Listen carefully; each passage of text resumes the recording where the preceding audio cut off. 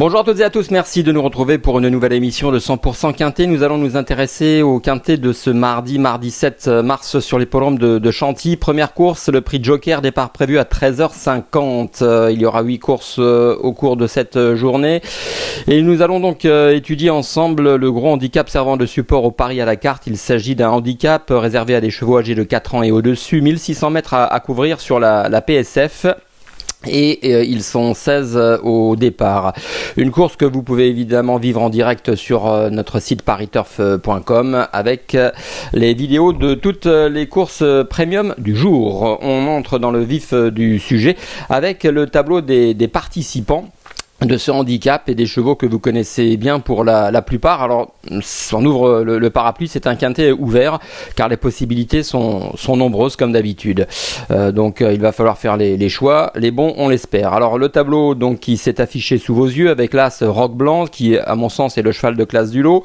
Le 2 Scottish Anthem, le tandem Barzalona Fabre qui effectue une rentrée. C'est un cheval qui, à 3 ans l'année dernière, avait remporté donc un gros handicap. Il tournait autour du pot et là, peut-être que sur sa fraîcheur, il pourrait très bien faire, bien qu'il doive rendre du poids à ses adversaires. Donc le retenir ou non est une affaire d'impression, mais vous avez certainement remarqué la réussite des chevaux d'André Fabre, qui manifestement est à l'aube d'une grande année 2023.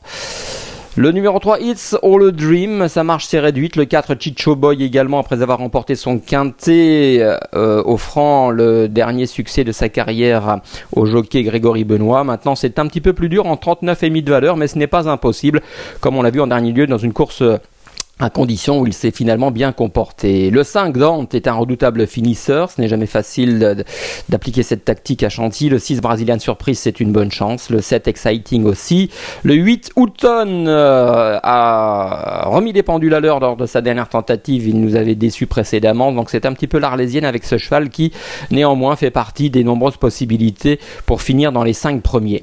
D'autant qu'il a hérité d'un bon numéro de corde. Il est associé à Stéphane Pasquier. Le seul hic au tableau concernant ce cheval, c'est qu'il n'a pas trop de ref sur Chantilly PSF 1600. Le 9, El Orancano, c'est une bonne acquisition. C'est une bonne acquisition de son entourage à réclamer. Ludovic Rovis est son entraîneur. Un cheval qui est certainement capable de gagner sa vie dans cette catégorie tout au long de la saison.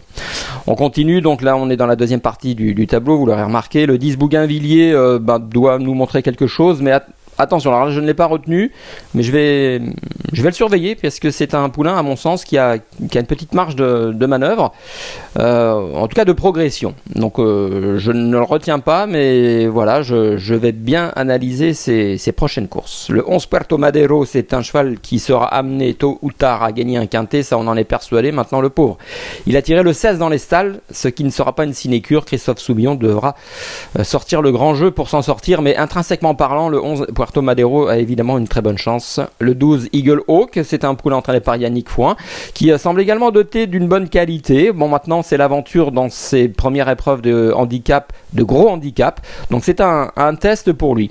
Le 13 Alex Safe, c'est mon favori. Le 14 High Revenge a gagné récemment, il va tenter de confirmer, mais ce sera un petit peu plus dur. Le 15 Afghani semble être sur la voie du renouveau, mais il a le 15 dans les stalles. Et le 16 Dream for All, c'est un cheval dur associé à Alexis Pouchin qui va tenter d'aller de l'avant. Donc autre possibilité pour les amateurs de combinaisons élargies dans les quintets. Voilà, on a fait un balayage des forces en présence, on va tout de suite attaquer le papier.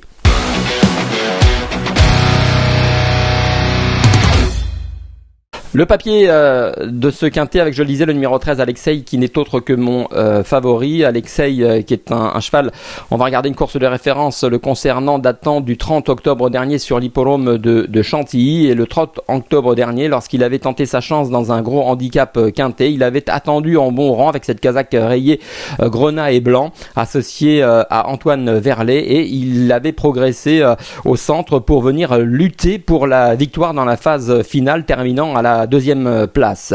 Alexei était devancé par le bon Josefino, qui n'est pas le premier venu, puisqu'il a réédité derrière en gagnant un handicap de 40 000 €, et il battait ce jour-là Chicho Boy.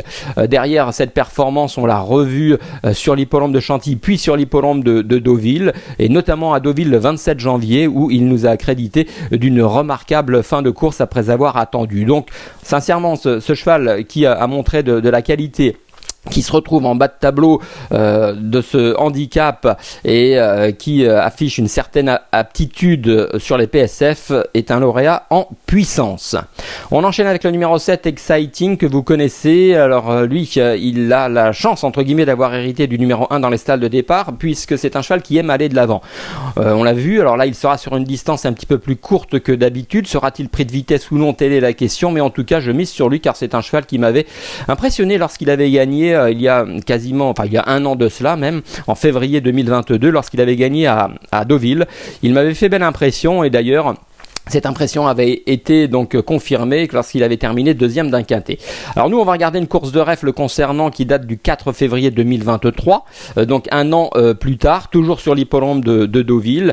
Et ce jour-là, il terminait quatrième du quintet, enlevé par Bossio.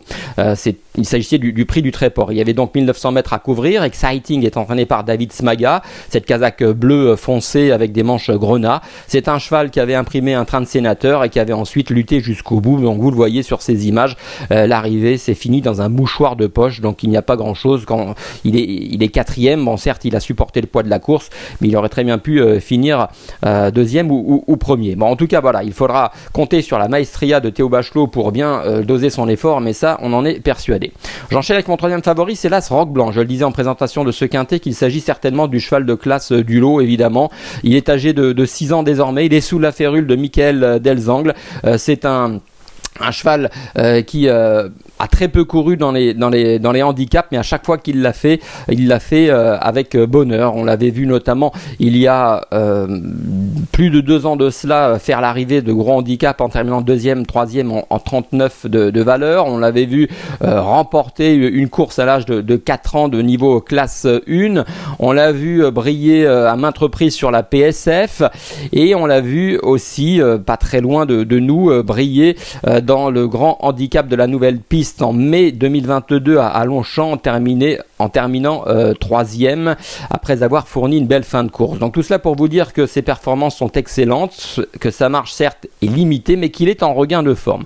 Et on va regarder ensemble sa dernière sortie qui date du 11 février sur l'hippodrome de Chantilly, où ce jour-là il terminait troisième d'une bonne course à condition, une classe 2 précisément, remportée par Parchemin, entraîné par André Fabre, Kazakh Godolphin, 45 de valeur.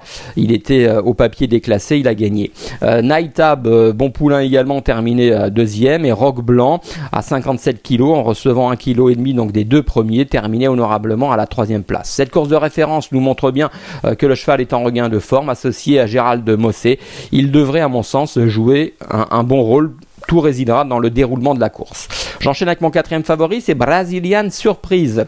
Brazilian Surprise, c'est une jument entraînée par Gianluca Bietolini sur l'hippodrome, sur le centre d'entraînement de Maison Lafitte. C'est une 4 ans associée à Christian Demuro, corde numéro 2, donc on devrait assez rapidement la voir dans le groupe de tête. C'est important sur ce parcours de 1600 mètres à Chantilly, car même si rien n'est écrit dans le marbre, il est assez régulièrement difficile de revenir de l'arrière-garde. Alors cette Brazilian Surprise est régulière. On regarde une course de ref, celle du 6 février sur l'hippodrome de Chantilly, le prix de Playi, où elle avait terminé donc à la 3e place d'une course à condition au niveau classe 2. C'est Twist qui était également le favori de la course qui s'est imposé. Kazakh Vertemer, Brazilian Surprise, Kazakh bleu ciel et jaune terminera donc 3e après avoir animé la course.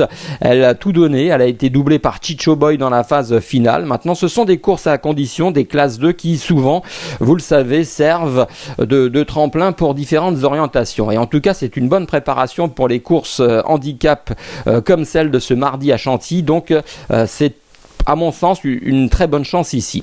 Et je terminerai avec mon 5e favori, c'est El Orancano, le numéro 9, qui me semble également susceptible de bien faire. Écoutez, on ne peut rien lui reprocher, c'est un cheval qui avait remporté son réclamé à Deauville cet hiver sur 1500 mètres PSF de belle manière en battant True Romance et Come Say I. On l'attendait au tournant, il a été racheté par le haras de la Gousserie.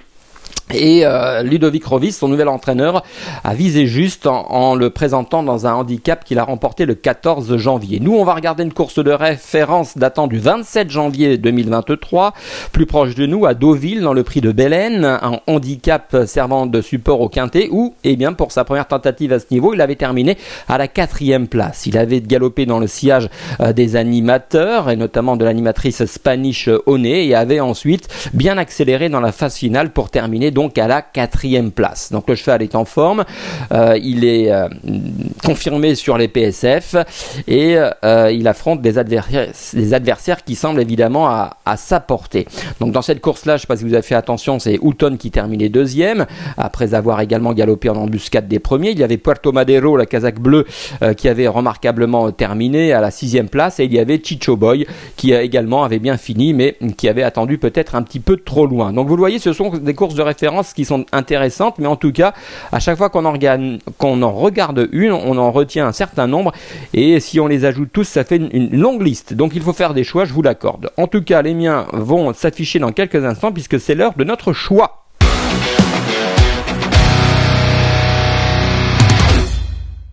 Et mon choix précisément avec le numéro 13, Alexei, qui à mon sens offre toutes les garanties pour gagner. Le numéro 7, Exciting, va certainement galoper dans le groupe de tête et se battre jusqu'au bout. L'As Rock Blanc, c'est le cheval de classe du lot. Le numéro 6, c'est Brazilian Surprise, bon numéro de corde en forme, aptitude PSF, on y va.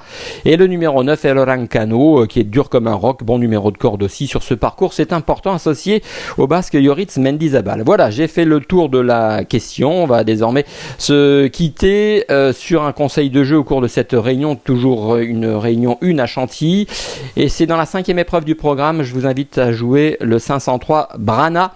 C'est une pouliche entraînée par Gianluca Bietolini qui avait été repérée ces derniers mois, notamment à l'issue d'une remarquable fin de course début janvier sur la PSF Deauvillaise.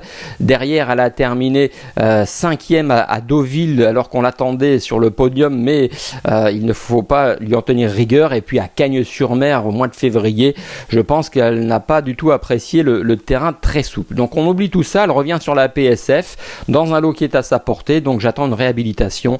Elle s'appelle Brana, elle porte le dossard numéro 3 dans la 5e course de Chantilly. Merci de votre attention, et maintenant écoutez Romain Porret qui va donner quelques indications pour surfer le plus simplement possible sur notre univers Paris Turf.